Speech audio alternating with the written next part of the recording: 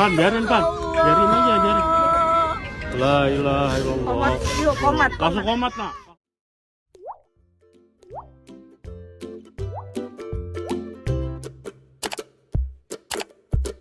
Media sosial diramaikan dengan video seorang bocah laki-laki melantunkan azan di liang kubur sang ayah.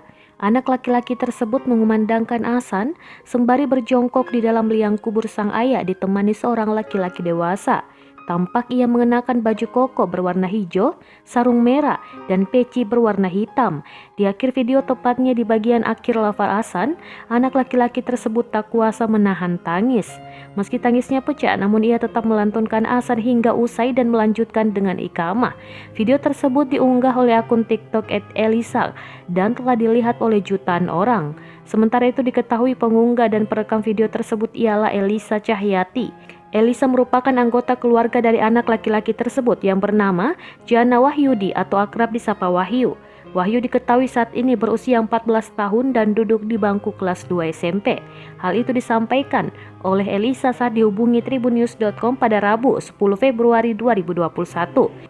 Elisa mengungkapkan awalnya mendiang ayah Wahyu almarhum Warjuki akan diasani oleh sang menantu. Namun Wahyu diminta untuk mengumandangkan azan untuk jenazah sang ayah. Elisa mengungkapkan pada awalnya Wahyu mengumandangkan azan dengan tegar. Namun mendekati akhir azan Wahyu tak kuasa menahan tangis di pusaran sang ayah.